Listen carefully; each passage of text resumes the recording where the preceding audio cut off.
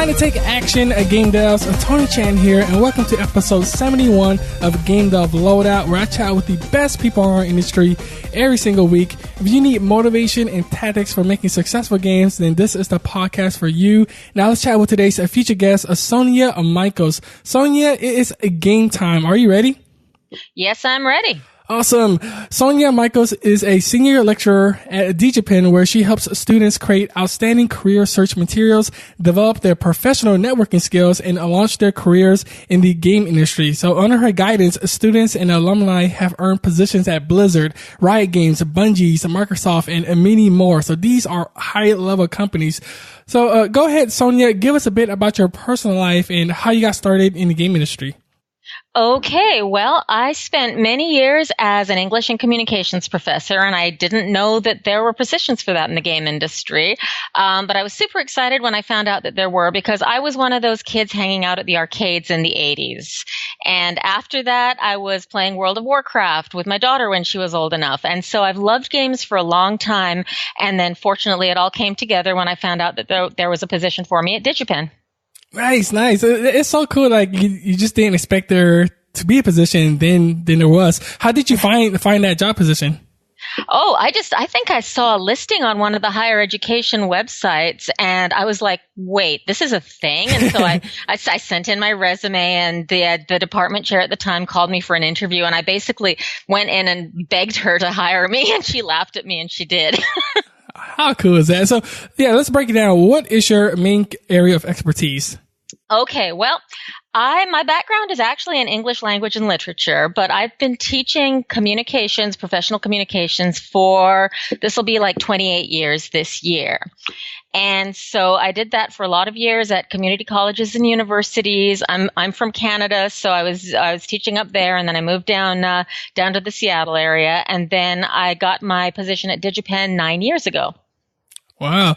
So we're going to talk about how to get in the game industry. What is something we probably don't know when trying to join the game industry that we should? Well, that's a good one. One of the most common mistakes I see from people who aren't familiar with the game industry is they think that there's this awesome job called game idea guy.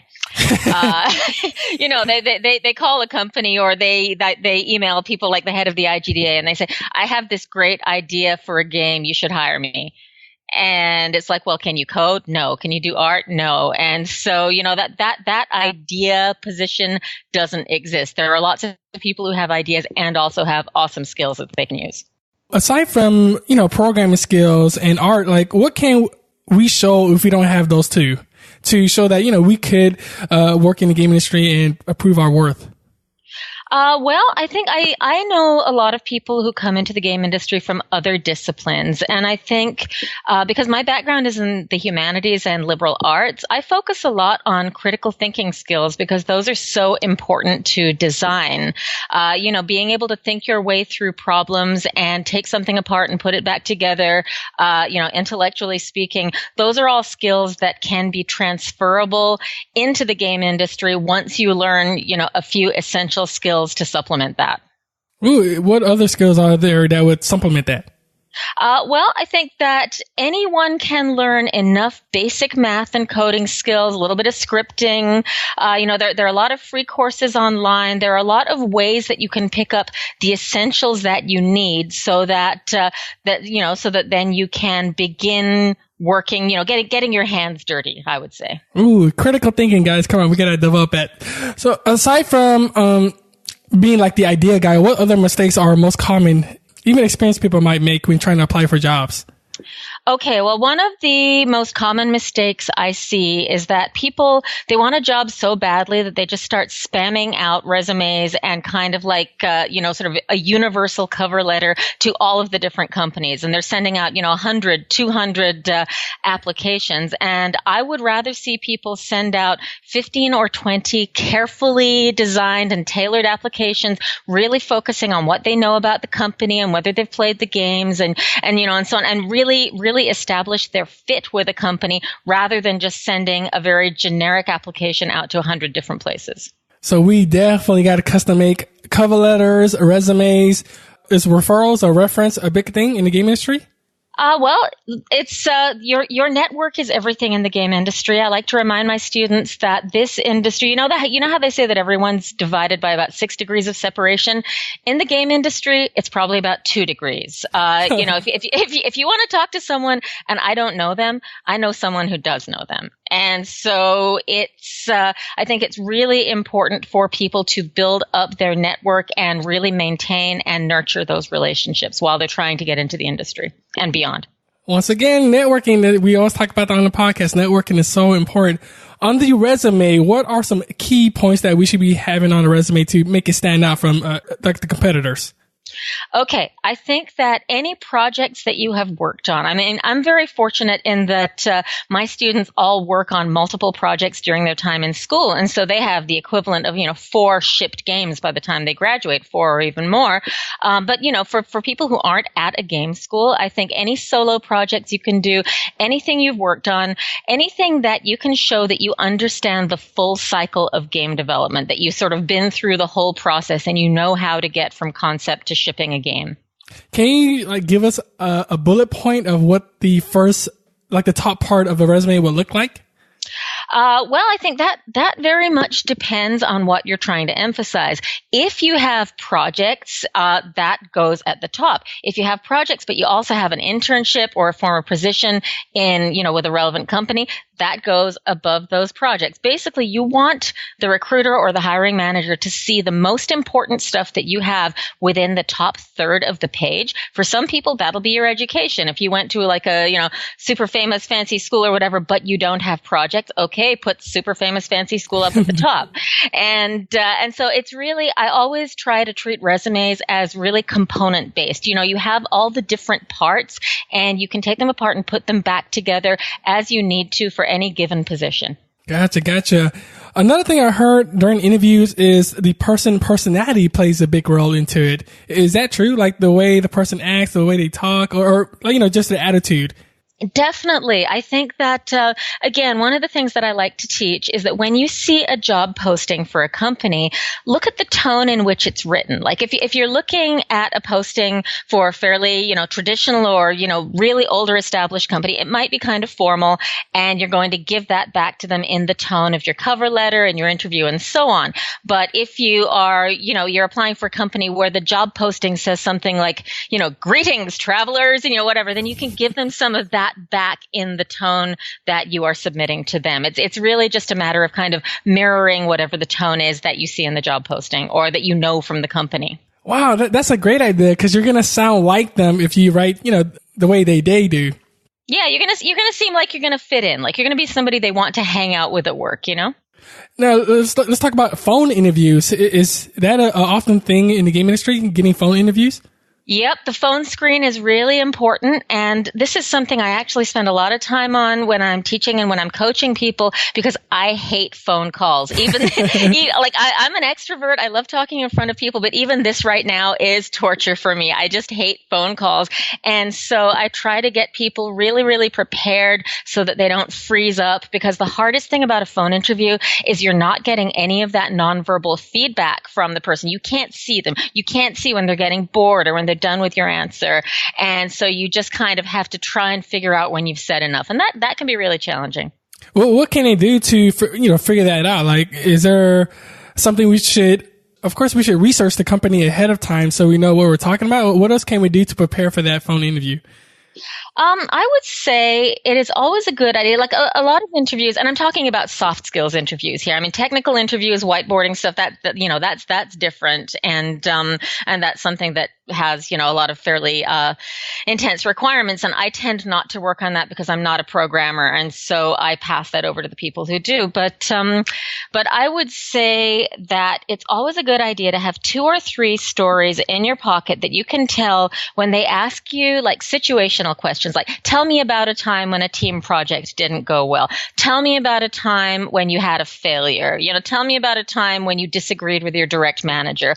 And those are the kinds of questions that will tell them a lot about you. And sometimes you'll give an answer and then they'll say, okay, that's good. Tell me another one. So always have 2 or 3 handy. Whoa, this is great stuff right here. Is it possible for us, or if you have an example that I could post up on my website? So for example, Sonia is going to be helping me with my resume. If you don't mind, Sonia, can I post that up on the website so people can see how it is?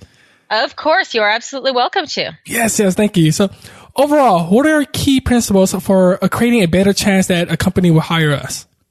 Well, let's break this down. We got the resume, and for most companies, we've got the cover letter. I think the most important part about your resume is that it's really readable and really accessible. And like I said earlier, you want them to go to the most important stuff really quickly in the resume. You want to make sure that all the keywords that they're going to be looking at, because you saw the keywords in the job posting, that all the keywords are there. You want to make sure that they don't have to dig too deep to get to the information. Because remember, sometimes people are reviewing 200, 300 resumes a day, and they're going to get tired and they're going to start skimming. So you want to make their life really, really easy.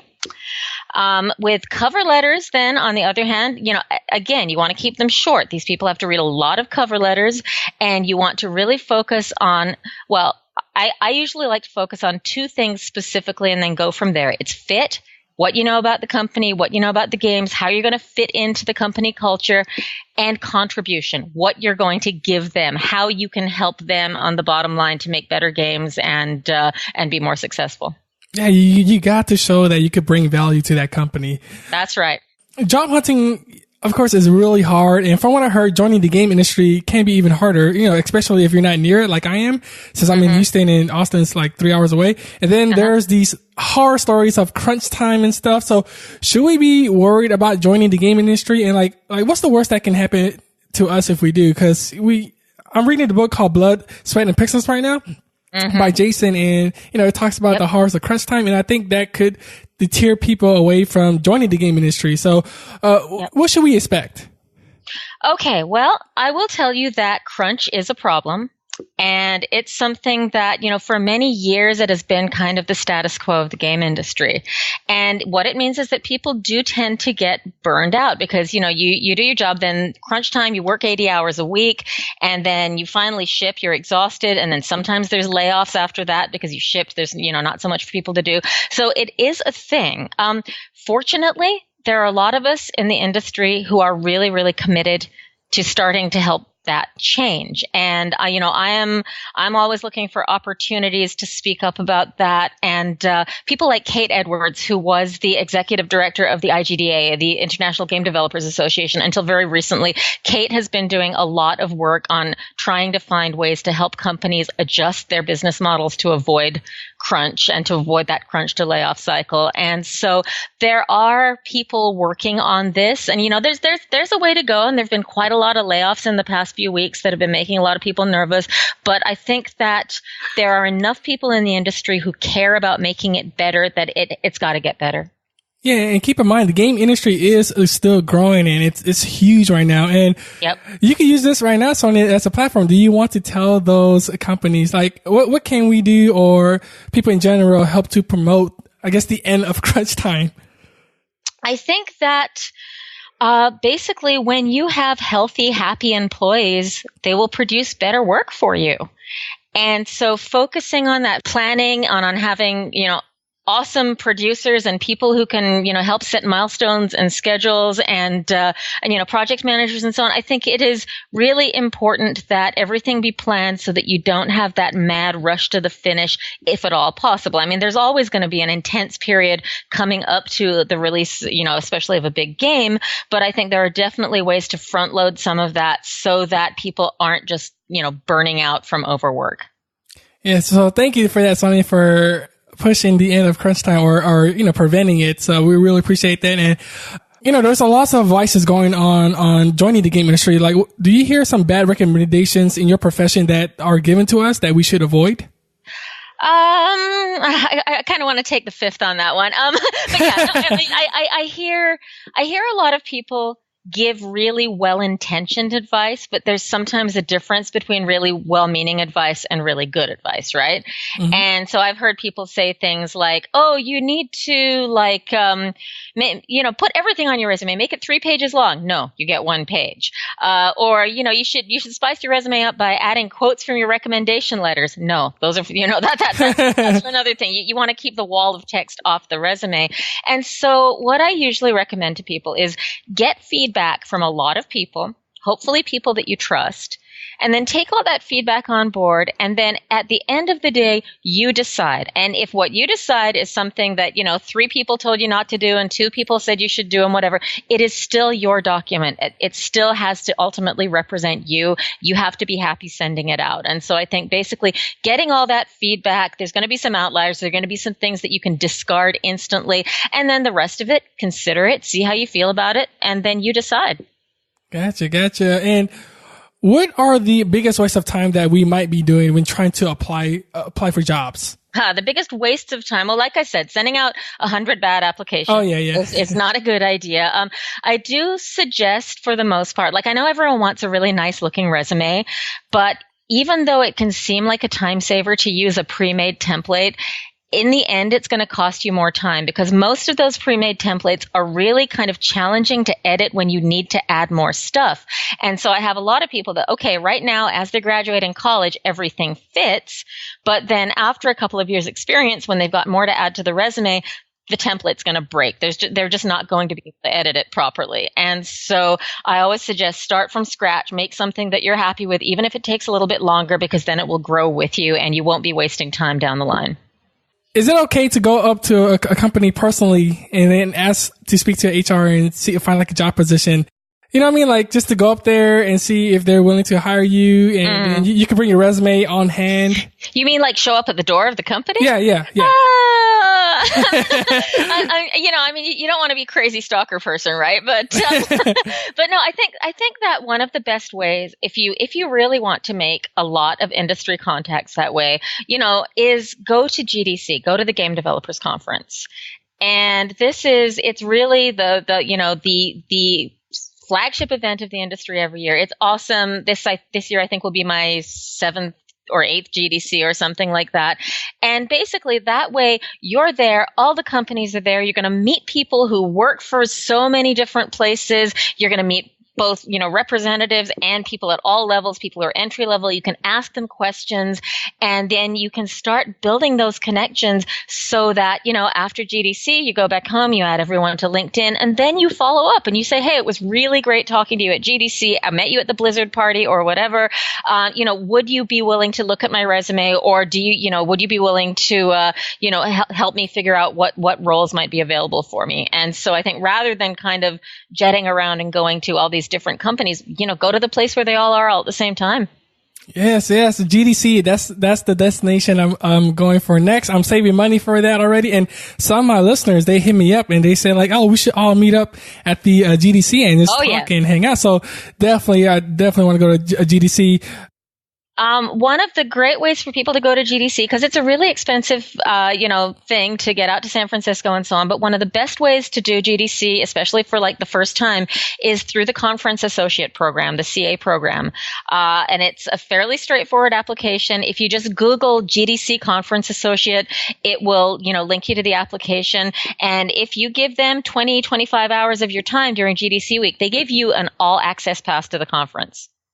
It's awesome. I already signed for that. Yay! And I actually linked it up to my website as well. So hopefully some of my listeners got on that too as well. Fantastic. Good. Because it's great. And everyone I know who's been a CA absolutely loves it. They're all super happy. Awesome. Yeah. So definitely Game Dash, you got to do that. I believe if they pick you, they will pay for your ticket. They don't pay for your travels, but they pay for your ticket. So. Yeah, you get the all access pass, but you still have to take care of getting yourself to San Francisco and staying there. But, if you have a bunch of friends that you can go with, you can save a bit of money. Definitely. What have you changed your mind about in the last few years and why in terms of the game economy and the game industry?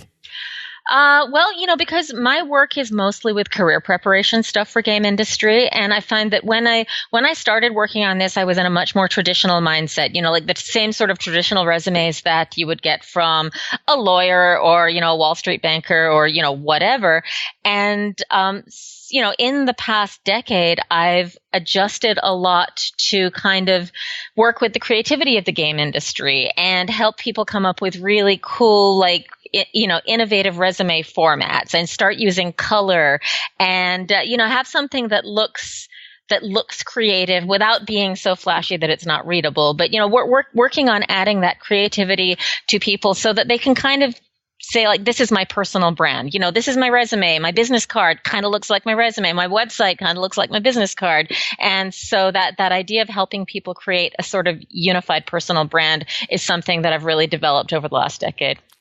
I like that because before I always hear that just to keep your resume simple and plain. Like that's the way that people was telling me to send my resume in. But then now you're here telling me that, it's cool to add a little personality or your brand to it because that's showing who you are. Yep. Ultimately, it's still got to be readable. Like the first clarity is the most important thing. But then once you've got that, you can dress it up a little bit. To make ourselves better prepared and better equipped, what is the best investments we should be making? Like it can be investment of money, time, or energy. Like what should we be investing our time in? You should be investing your time in relationships, networking, connecting with people and being good to them and, making good friends in the industry at any level, in any position, because those are the people, you're going to hold each other up throughout your careers and support each other. And how would we build that meaningful relationship? Because sometimes when we go to these events, we're either introverts and we don't put ourselves out there or, we give our business cards, but then we don't really communicate. So we should be doing that more often. Like what are other things we could do to build up that meaningful relationship?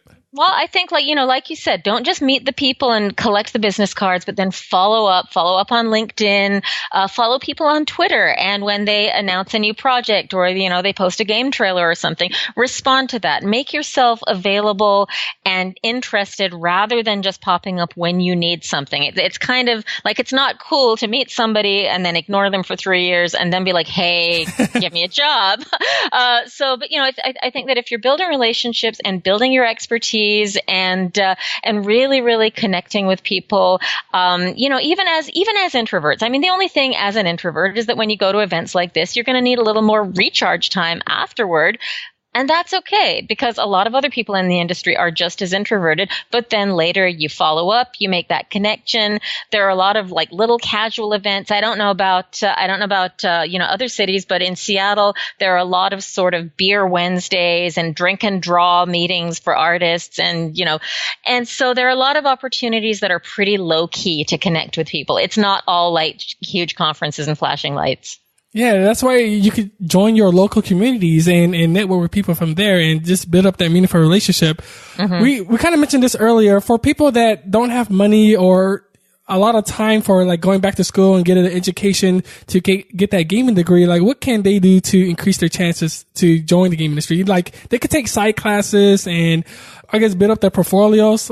There are actually a lot of really good sites online that I can send you some links to that give really solid advice for game developers. There is one site that it's certainly not the prettiest website I've ever seen, but it's an awesome collection of game development resources. And so pretty much everything you need is on there to get started, stuff that, like assets and stuff that you want to teach yourself and so on. There's a guy I met at GDC a few years ago called Chris DeLeon. He has a sort of online game development club called Gamkedo, Gamkedo, and he gives online classes and has a sort of development club. So there's all kinds of awesome resources out there for people who want to learn, who want to be in that place where even if they're not like going to school for this, they're teaching themselves and they're preparing themselves. Yeah, you got to be constantly learning, and that's the good thing. There's so many free content out there, so just got to pick and choose and keep learning. What are the key factors do you see people being hired on? Like, is there specific personalities or specific attributes or like something that just, people get hired on? Definitely. And the thing is, okay, there are a lot of really, really qualified people out there. And so when I have, if you have 3 people and they've all got similar degrees, similar qualifications, similar experience, you're going to hire the one who seems like they're going to be the best to work with because nobody wants to work with a jerk. And I know a lot of people who work for, like AAA companies and so on, and they tell me that, no matter how skilled someone is, if they come across as arrogant or, like unpleasant in any way, they would rather take somebody who has a little less skill, a lot of potential, and is really a decent person than work with like a super talented idiot. So in general, just don't be a jerk, guys. You gotta be Yep. nice. You gotta be a team player because it doesn't take one person to make a game. So you definitely gotta be a team player. Absolutely. With the game industry booming, like what are you most excited about today? Oh my goodness. I'm excited about everything. Like, I love this. One of the things that I'm really excited about actually, because of my interest in like literature and the humanities is to see a sort of rising tide of narrative focused games and of people who are really excited about making game narrative better. What's your favorite game at the moment? Well, who has time to play games at the moment? I know how that feels. One of the really cool games that's come out recently is called Fragments of Him, and that was created by a guy called Mata Haggis, who is a professor in the Netherlands. He's British and he teaches in the Netherlands, and he's one of the experts in game narrative out there. And watch his GDC talks, please. He's one of the smartest people you will ever see. But it's a game about grief and solitude and all of these different things. And it's nice because like I can't play shooters. I get sick. I get sim sickness terribly, but I love to play games that give me a chance to take more of that interior journey with characters. Ooh, I definitely will link that up. That sounds interesting. Why do you love being part of the game industry? I love being part of the game industry because it is so incredibly tight and supportive. And, while we were talking before about how hard it is that there's layoffs sometimes, every time there's layoffs, within hours, somebody's got a Twitter hashtag. Somebody's posting like a Google Doc full of job opportunities from different companies. People in this industry really pull together to support and help each other. And that for me is the most awesome thing about it. Oh, see that. I got it. I got to join. I got to be a part of that. I really got to join. Yeah, you do. Awesome. The show isn't over yet. A game does. We are about to hit the lightning round where Sonia will be dropping us more value bombs. But first, if you enjoyed the episode so far and find it helpful, make sure to subscribe to the podcast on iTunes or Android. You will get the latest episodes of inspiring stories. And now, Sonia, are you ready to crush the lightning rounds? I'll do my best. Yes. What holds most people back from joining the game industry? What holds most people back? I think fear. I think the fact that it's an unknown quantity for a lot of people, and that that fear of not being able to make it in can be a deterrent. But just do it. Yeah, you just gotta do it. Is there one specific habit that you see contributes to people's success? I think that the more organized people can be about this process, it's that old cliche that it's a marathon, not a sprint. And so the more organized people can be, like, yes, those first few resumes and cover letters you send out are going to take forever. But then if you save all your iterations of everything, if you have, lists and spreadsheets and, Trello boards or whatever to keep all of this stuff organized, by the time you've done that a few times, the process is going to get so much faster and easier and more manageable. And it's not just going to be like, oh no, I have to apply for jobs today, because you'll be ready to do it. Oh, I like that. Yeah, Trello is a great tool to keep organized. Mm-hmm. What's the best piece of advice you want to give us? The best piece of advice I want to give you is that you have more power than you think when you are a job candidate, because a lot of people find the interview process really scary. It's like these people have all of this power over me and they make decisions about me and so on. But you're also auditioning them. You're trying them out. You're deciding if you want to work there. So you're not as powerless as you feel. And I think that more people who can go into the process with that attitude are going to come across as more confident and more together and, sort of more ready to go. Interesting. Yeah, going confident and feel like you got that power for the audition. Interesting. We mentioned earlier that the game industry can be really hard to join and people are going to get a ton of denies. Mm-hmm. How can we use that, not as discouragement, but like fuel just to keep going? Okay, well, this becomes about resilience. It becomes about, you'll get a lot of rejections. Don't take them personally. It's not about you as a person. Maybe it's about, they had 5 people who could do the job and they took the one that was local. There are lots of reasons that you don't get a job. And I think if you fall really hard into that pit after a rejection, it's harder to bounce back up. So, you get a rejection, still follow up, say, thank you for your time. Please keep me, please keep me in your files for future opportunities. You don't just like write off the company. You ask if there's any chance you can get feedback. Sometimes you will, sometimes you won't. But I think just, again, maintaining that relationship, even if it didn't work out, is really important as a way to kind of get back on your feet and move forward. Yeah, another thing I heard is like if you're moving from another gaming company to another, you don't want to burn your bridges as well. That's right. You just want to stay in good connection and good harmony with everybody, so nothing bad happens in the future. Because it is a big gaming industry, but it's also small as well. Yep, it's that 2 degrees of separation thing again. Yeah. What's a great way to make yourself a standout? Again, I mentioned it briefly before, but I think making sure that you have a clear personal brand that is reflected in your materials. So I always suggest, have a resume that's got like a really beautiful header on it. And let's say you did something and you used a little bit of blue or red or something like that. Lift that out and make it the letterhead for your cover letter. So that then, they've got 2 documents in front of them, but they look really slick and really like, hey, somebody designed this carefully. Somebody really cared and thought about this. So I think the more attention you can pay to those little things that kind of make you look really professional and really stand out, the better it will be for you. Ooh, yes, I definitely got to do that. What resources should we be using today? Well, like I said, I can send you some websites for game development, for game development resources. I think that as long as, again, your resources are your people. Your best resources are the people that you will meet. And remember, people love being asked questions. People love talking about themselves. People love being asked for advice. And so for the most part, if you meet somebody and they seem like they have a lot of knowledge that could be helpful, find out if they'll answer your questions. Find out if they'll mentor you. Find out if they'll at least do an informational interview with you, because they will be able to tell you so much more than any book or any website. This is what I'm doing right now with Sonia. I'm asking her so many questions and she's helping me out, and I'm going to have that better chance of getting to the game industry, because based on her answers, I could use that and make my resume better and just have a better chance. And this is what I want to ask. Is it okay to tell the employer to work for free?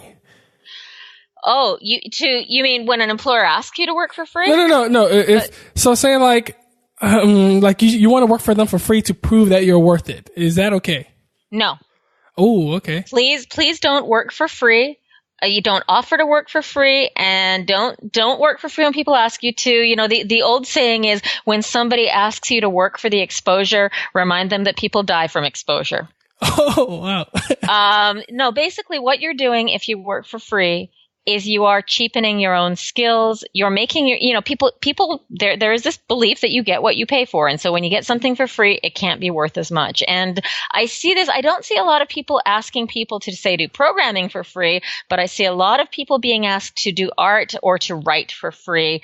And it's something that I have very, very strong feelings about, that even if you're hiring a student, you should compensate them. When my students need help, like sometimes I have a programmer who wants a beautiful resume, but they don't have, skills to design a logo. I say, talk to your friends who are artists, but compensate them. Even if you compensate them with dinner, lunch, 6-pack of beer, anything like that, make sure that you always pay for the work that you do and that you always get paid for the work that you do.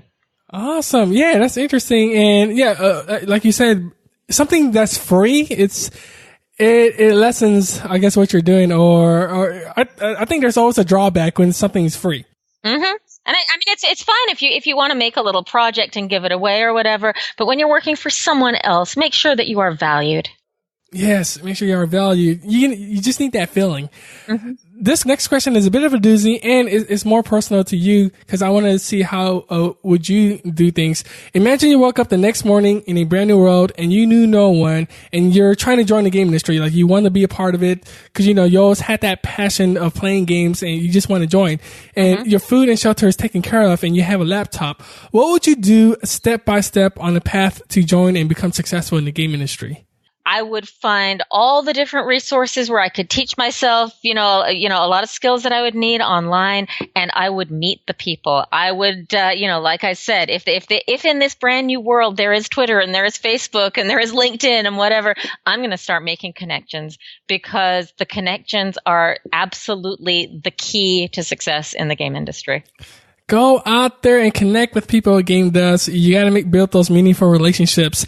Sonia, we have reached the end. Go ahead and give us one last parting piece of guidance and how we can connect with you, and then we'll say goodbye. One last parting piece of guidance. I know I keep coming back to the same thing, but remember that everyone you meet is important or could be important. One time on the plane back from GDC, I was done. I was exhausted, worn out, didn't want to talk to anyone, but I saw a GDC pass sticking out of the guy's bag next to me. So we started chatting. He turned out a few years later to be the guy who was running the Minecraft team. He contacted me, asked, do you have any people for me? There are now a couple dozen people on the Minecraft team because I made that original connection from somebody I almost didn't talk to. Wow. And so, talk to everyone. Yeah, you just have to push the effort. Like, don't be afraid. You just ask a simple question. It's like, hey, you went to the same event as me. What do you thought about the event? Like, just a simple thing. Just say hi. Yep. Say hi. Say, hey, did you see any cool talks? Because I want to follow up and watch them later or whatever. Did you have a good time? And then just I sent him an email later. And, from that, a lot of my awesome students got jobs on the Minecraft team. That's so cool. And like for me, I went to the Austin Game Conference and I met with so many great people, and some have become guests on my show. Great. And then, I learned so much over there, and it just ignited my fire to want to join the game industry, which is why I'm just pushing myself to try and join it. And how can we connect with you, Sonia? Okay, you can reach me at sonia.michaels@gmail.com. Or on Twitter, I'm Sonia GHM, but I kind of, it's like, do what I say, do what I do, not what I do, because I'm not terribly active on Twitter, but that's how to find me on there. And, also on LinkedIn, just look for Sonia Michaels, and I'm happy to connect with people, answer questions. I also do independent resume consulting, over and above my teaching work at soyouwantomake.games. And, I would love to talk to people. Game Dells, hit her up. She's willing to help you out. She just gave her information to you, so do not miss this opportunity. Sonia, it's been a pleasure. Thank you so much for sharing your journey with us, and for that, we are truly grateful. We will definitely put it to use and hopefully get more people out there in the game world, and we will catch you next time. Thank you so much. It's been a pleasure. Thank you, Game Devs, for listening. And don't forget that knowledge is only potential power. Execution is the game. Go to GameDevLoadout.com and type in the number 71 in the search bar to find Sonia episode for all the awesome show notes that we just talked about. Until then, keep on making great games, and I'll catch you next Wednesday on the Game Dev Loadout podcast. Peace.